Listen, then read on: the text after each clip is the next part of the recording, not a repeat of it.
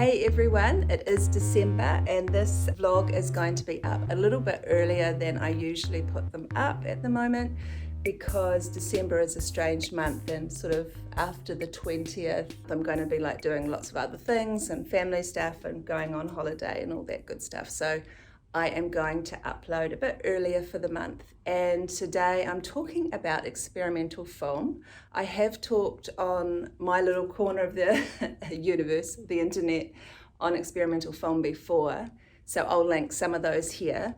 However, I'm going to talk about cameras today and why I choose the cameras I do when I'm working in experimental film, and just a little bit about the genre as well. So the first camera I want to talk about is this. This is obviously a DSLR. The same type of camera would be a mirrorless camera if you have one of those. Very, very common. Probably one of the most common types of cameras now, and really useful for any type of filmmaking, not just experimental. So this camera is the 550D Canon, and I like it because, I'll just take off the lens here.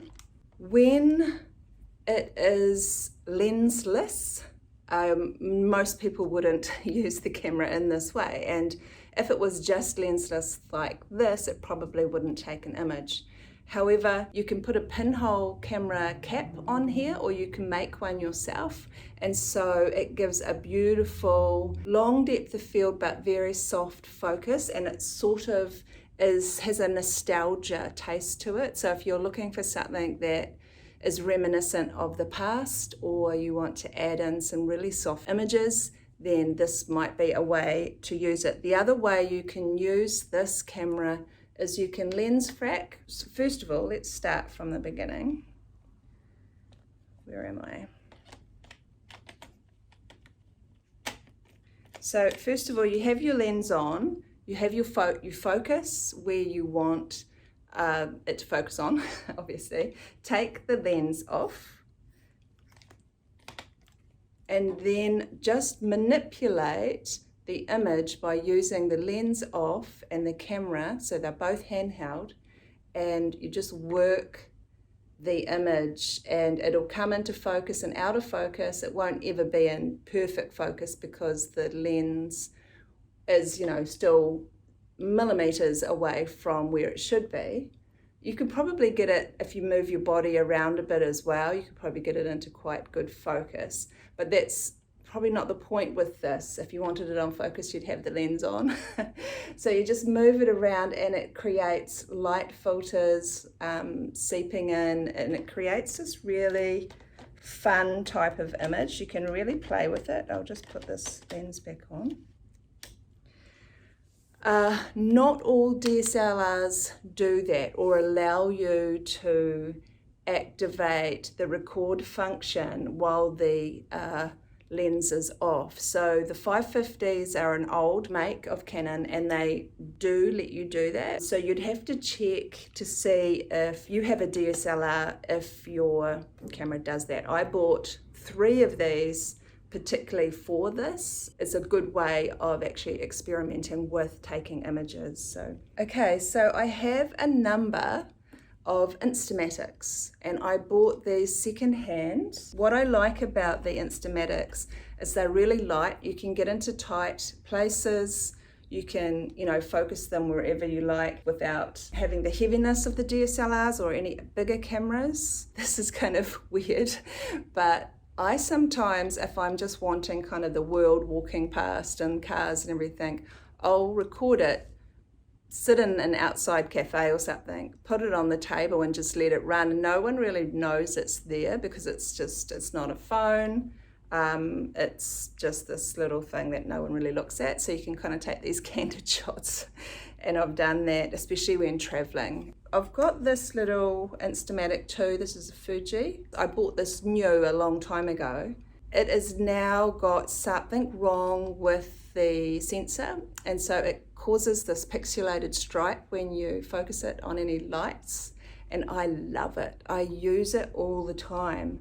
I can kind of use that sort of experimentally when I want to sort of focus on light and shadow, and movement as well with light. So it's really fun to play with. And I guess that's the thing with experimental film. It's not a genre that sticks to any formula. There's no narrative formula. There's no kind of technical codes that are associated with the genre. I guess the only thing is to be experimental and to play. And that's why I'm showing you these cameras, because I can kind of play around. I don't have to have a fixed idea or a shot list or a storyboard or script or anything like that. I can kind of work more intuitively.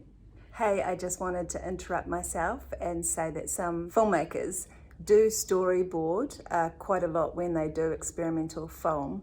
I'm just saying that you don't need to, or you don't need to make a shot list if you're not used to that type of filmmaking. But if you want to storyboard and do it that way, absolutely do it. There's some amazing filmmakers that are making experimental film and storyboarding. So I just wanted to add that note, and back to the video.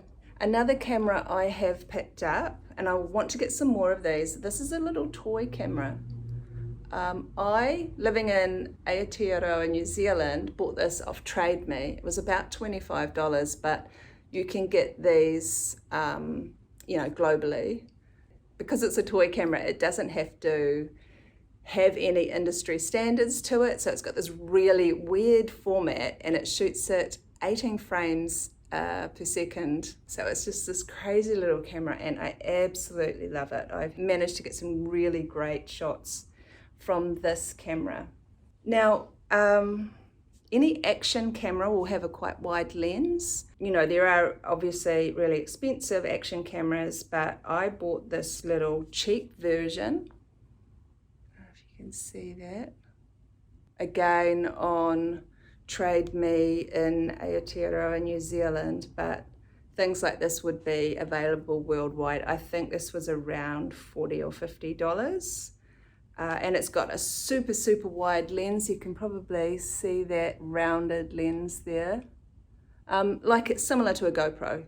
And if you've got a GoPro, obviously just use that. Don't buy another one. But I didn't have one, so I thought this was a good cheap option to play around with that really wide lens.